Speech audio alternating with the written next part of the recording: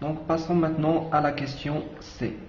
Donc un alcool qui subit une réaction, donc quel type de réaction? C'est une réaction d'oxydation et il va nous donner un cétone.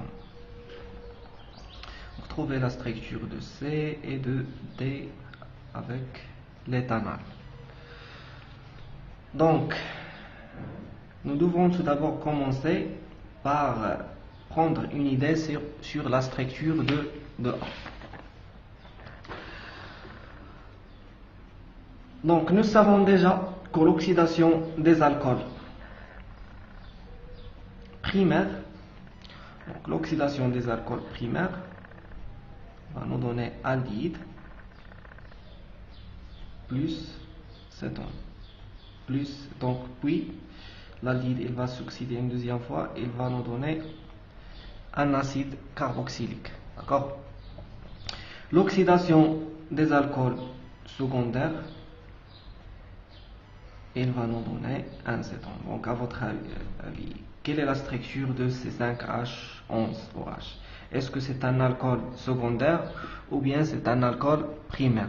Donc puisque la structure de P est un cétone, donc cet alcool est primaire. Donc le problème, c'est que nous avons plusieurs isomères des alcools primaires. Donc parce que nous avons combien de carbone? 1, 2, 3, donc 1, 2, 3, 4, 5, et une fonction OH qui peut se trouver soit ici, donc là c'est un alcool secondaire. Nous pouvons également trouver la fonction OH ici, et donc c'est un alcool secondaire. Et nous pouvons également trouver une troisième structure.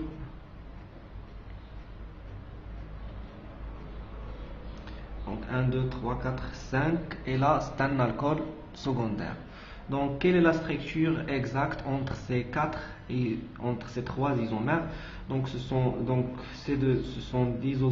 deux isomères de fonction, et celui-là avec celui-là ce sont deux isomères de chaîne car ils possèdent deux chaînes principales différentes. Donc ici c'est une chaîne à 5 carbones et ici c'est une chaîne à 4 carbones. D'accord?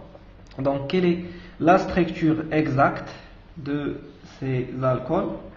Donc pour cette raison, pour savoir la structure exacte, nous devons résoudre la suite de l'exercice. Donc un alcool, donc la seule idée que nous avons sur cet alcool est un alcool secondaire. D'accord? C'est un alcool secondaire.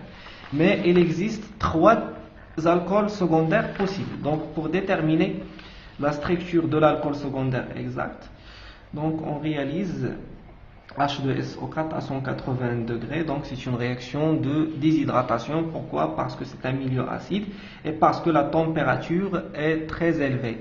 Et donc c'est une réaction de déshydratation, c'est-à-dire réaction d'élimination de H2O. Donc c'est une réaction de déshydratation. Donc on va pratiquer la réaction de déshydratation sur ces trois alcools. Donc si ce composé va subir une réaction de déshydratation à 180 degrés, donc nous allons trouver la formation d'un alcène comme ça, soit ici, c'est la même chose. Et puis cet alcène, il va subir une réaction d'oxydation avec coupure de la double liaison. Donc réaction d'oxydation avec coupure de la double liaison en présence de zinc. Le zinc c'est un élément réducteur, et donc on va trouver deux fonctions. Donc deux fonctions aldéhydes.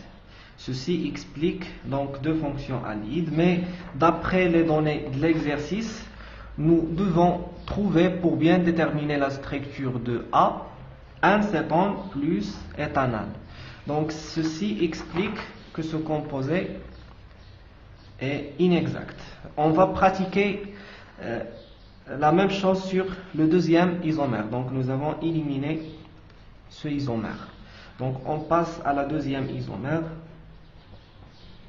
La même chose, H plus 180 degrés C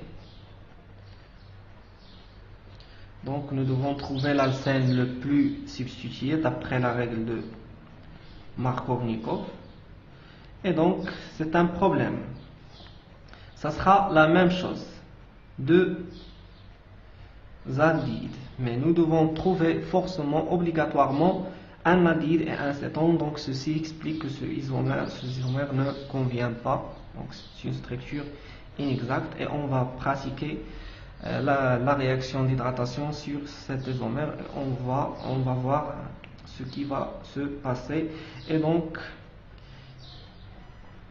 OH qui va subir un H+ à 180 degrés. Donc élimination de OH et formation de l'alcène le plus substitué d'après la règle de Zaïtsev. Donc plus élimination de H2O. Donc si on oxyde cet alcène par le O3 et le Zn dans H2O, on va trouver une coupure de cette double liaison et donc on va trouver une fonction cétone plus une fonction. Donc ça c'est le cétone et celui-là c'est l'éthanol. Et voilà, donc comme ça nous avons résoudre notre exercice. Et si vous avez des questions, n'hésitez pas de les poser dans notre groupe WhatsApp. Donc merci de votre attention et courage à tous. Donc n'oubliez pas que la structure finale du composé D est un cétone plus éthanol. Ceci explique que la seule structure exacte c'est cette structure, donc pas celui-ci, pas celui-là. D'accord? Donc courage à tous.